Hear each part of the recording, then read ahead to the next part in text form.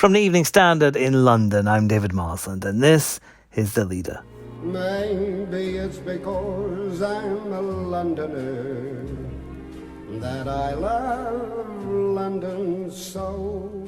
As Bud Flanagan sang, London is an easy city to love, whether you're a Londoner or not. There's great people, incredible history, and tourism attractions that are the envy of the world. But when was the last time you saw the crown jewels at the Tower of London, dropped in on the Sea Life Aquarium, took one of those guided bus tours around your home city?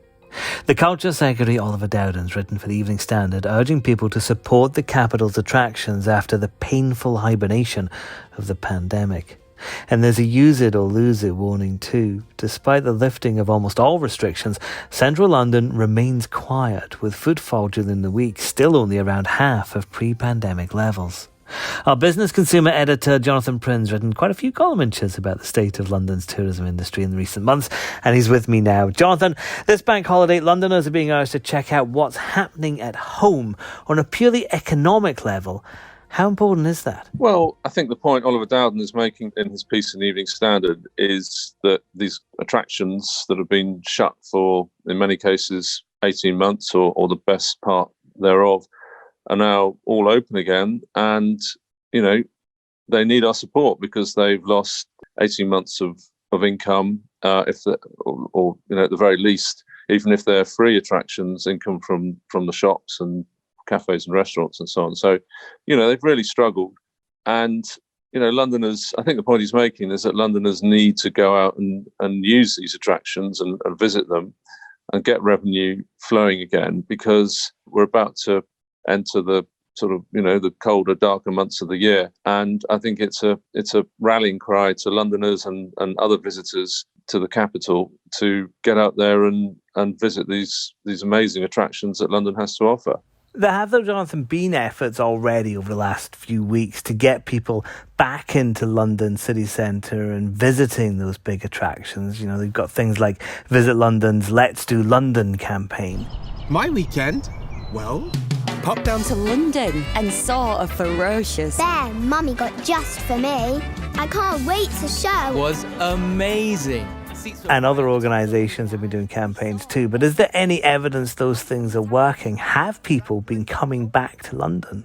Yeah, it's a good question. It's a very mixed picture. Some have done incredibly well and are sold out, particularly the outdoors ones. The London Zoo is one that gets mentioned a lot as having been sold out on many days, albeit at slightly reduced capacity for social distancing reasons. Some of what you might call the sort of first division attractions, which are really dependent on foreign visitors, Tower of London, for example, St Paul's, Westminster Abbey, they've really, really struggled, and their numbers are still very, very low.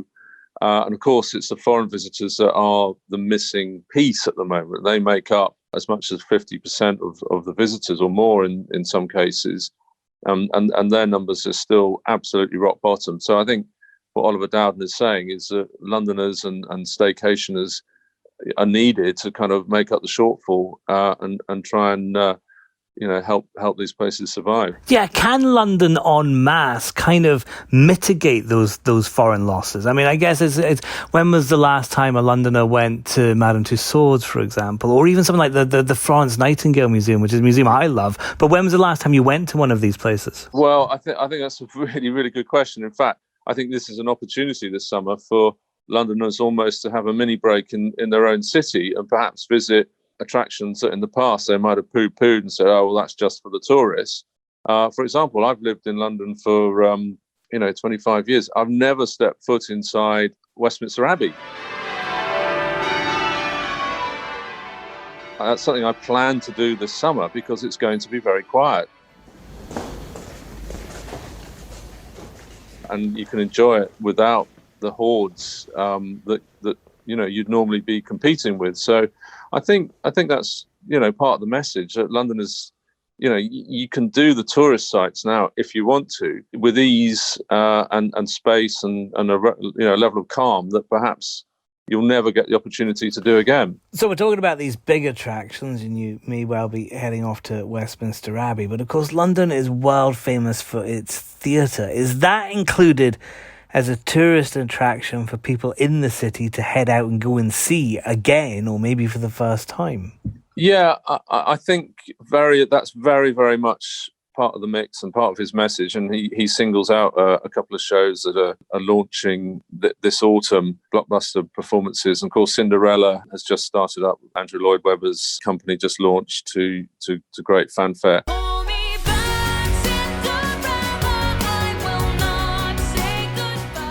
And there's some great shows on. Again, typically foreign visitors will make up anything up to maybe half the audience.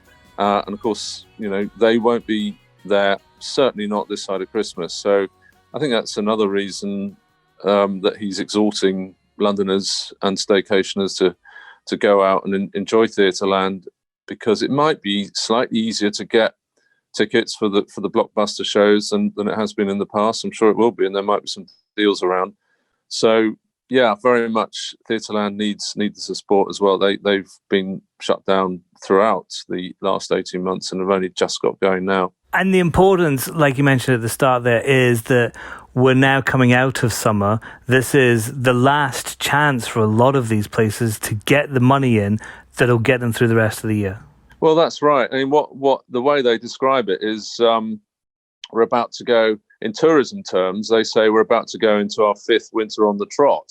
We missed two summers that were well below normal, were sort of winter levels of revenue and footfall. So, they're saying this is our fifth winter. So I think that's the reason why there is some concern that these attractions that have had a fair amount of government support, but that support is probably going to dry up now. That we really do need. There's an opportunity, A, for us to go and visit these places, as I said, when they're quieter than usual, and B, they need our support to get through the coming winter, and then hopefully by next summer, the foreign tourists and the commuters, of course, as well, who to a lesser extent are probably part of the solution, will be back in force. Once we've got the bank holiday out the road and we're back into winter, I would expect that the next thing is for the retail sector to be hoping everyone gets out for Christmas. Yeah, absolutely. And I think in the West End, you'll see an absolutely massive push for Christmas, probably a little bit earlier than usual, which will annoy some people. But I think they really, really want to sort of mark this coming Christmas as a sort of reboot and a reset for the West End, which has had a really miserable time with footfall still, not much more than half normal levels. I think, this summer has obviously been another write-off for them. So the next couple of months are traditionally fairly quiet months for retail. But once you hit half term at the end of October, I think that will be all guns blazing, and they'll be really, really pushing a high spending Christmas to try and recoup some of that, that massive black hole of missing revenue that there's been over the past couple of years. And that's the leader. Check out standard.co.uk for more coverage of this story and follow the live blog for breaking news. We're back on Tuesday at 4 p.m.